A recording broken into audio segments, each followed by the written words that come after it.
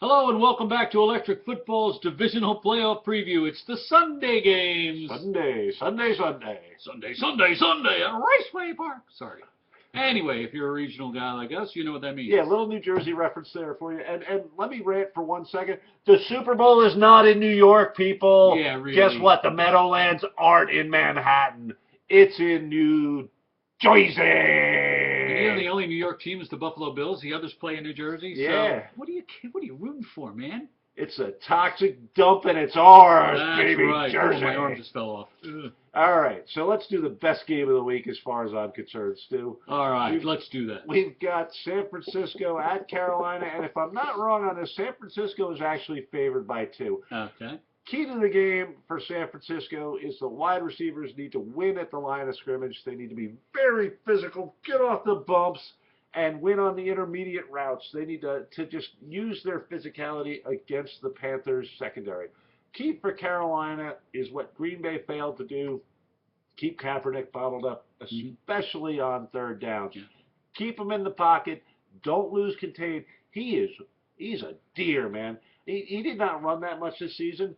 I was watching the Green Bay game, and I just kept going, God, he was even with defenders, and then he was just leaving. Yeah. It was beautiful. Well, he was running when he could, not just because he had to. I think his runs were well planned and executed. Yeah, but I mean, the burst he has is really impressive. Absolutely. I love the way these two teams match up. I love the way they're kind of mirror images of each other. You've got the dual threat quarterbacks. You've got killer defensive front sevens. I think things tip in San Francisco's favor a little bit in the skill positions. I think Gore is a plus for San Francisco. I think Crabtree is the best wide receiver out there. No offense to anybody. Don't come swinging for me, Steve Smith. You know, who has a...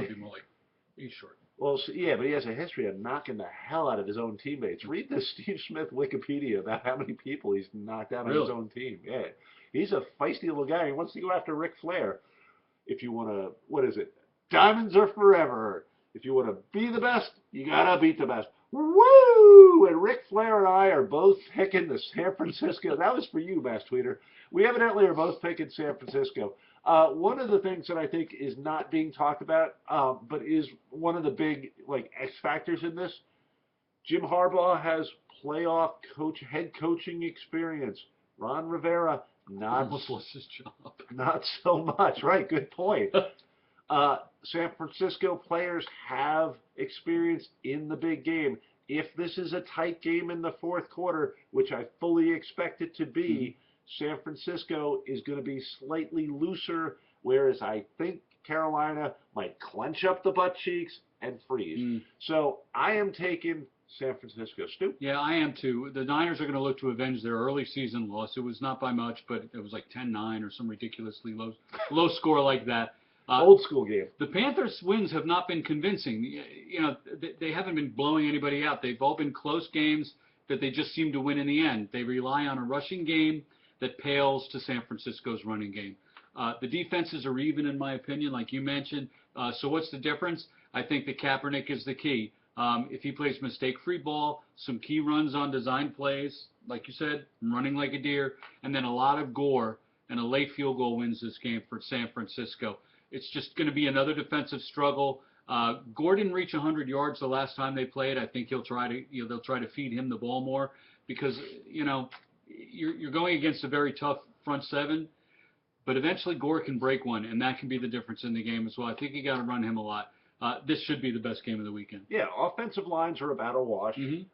Defensive front sevens are about even. Secondary, I might give it a little bit to San Francisco. It comes down to the skill position players. Yeah, you mentioned it brilliantly. Okay, there we go. Cool. I will end on the note that Stu just called me brilliant. Woo. Anyway, last game, and probably the worst of the week, is the Chargers at Denver. Yeah, I believe the line is Denver -10. And, you know, they didn't flip this because this is a Peyton Manning. It's a Peyton Manning show. It's been a Peyton Manning season. The National Football League is the Peyton Manning League. So there are two keys for the Chargers. One, ball control with all three of your running backs like you did last week when you needed to. And two, don't allow any yards after the catch. That's what the Broncos have lived on this season. Weddle, Gilchrist, Wright, the secondary has to come up and tackle surely on those little short bubble screens and those wide receiver things that end up going for 50 and 60 yards for Denver. The key for the Broncos, no mistakes. San Diego won this last week because Dalton made, I believe it was 3 possessions in a row. Gigantic mistakes. The ground can't cause a fumble, but Andy Dalton sure can. Unless you land on it.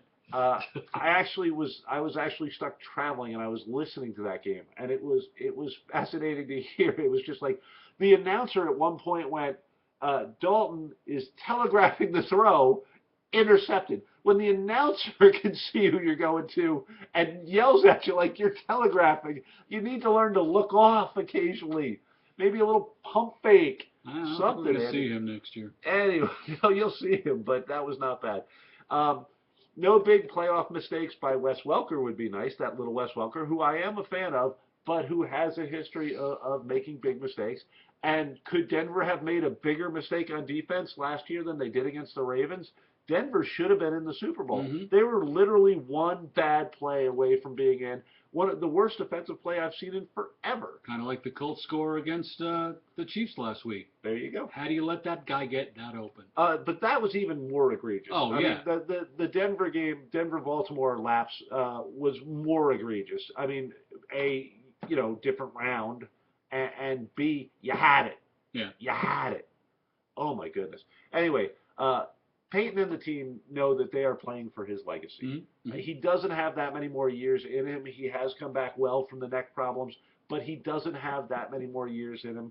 He's surrounded by a ton of talent on offense, not so much on defense. When the crack research team came up with the Denver defense is 19th overall. Yeah, we're paying guys a lot of money to get this information to you. 19th overall. And the loss of Von Miller is going to hurt them. But the Chargers were even lower on defense. So it's going to hurt Denver to not have Von Miller. It's going to hurt Denver every time that they have to put their defense out on the field. But the Chargers aren't talented enough to take advantage of this on the road. They are on a little bit of a winning streak. It ends here. Give me Denver. Give me Denver easy. If we're going against the spread, I would expect Denver to cover the 10. Yeah, Woodhead and Ronnie Brown filled in admirably for Ryan Matthews. But Rivers was 12 of 15 for 128 yards against Cincinnati. He didn't have to throw the ball. The Chargers didn't show much offense. No, he let Dalton throw it to him. Yeah, really. But the Chargers didn't show much offense, and Cincinnati kept giving him the ball.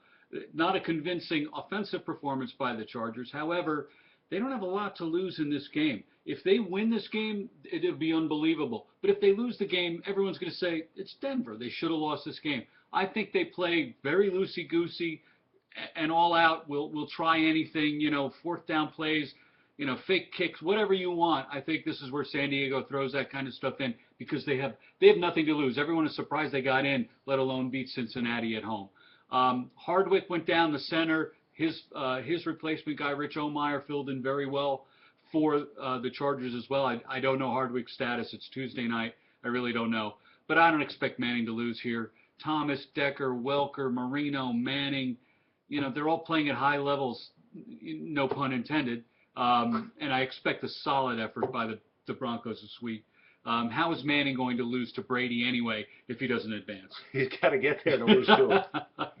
So that's Electric Football. That's our wrap. Check out all the other shows out there on YouTube. I'm Steve Brown. I'm Stu Pace. Look at thefinnation.com for breaking news on Jeff Ireland being fired. And thank you for the Cosmos Club for hosting us in the 4-degree winter storm warning show. Goodbye.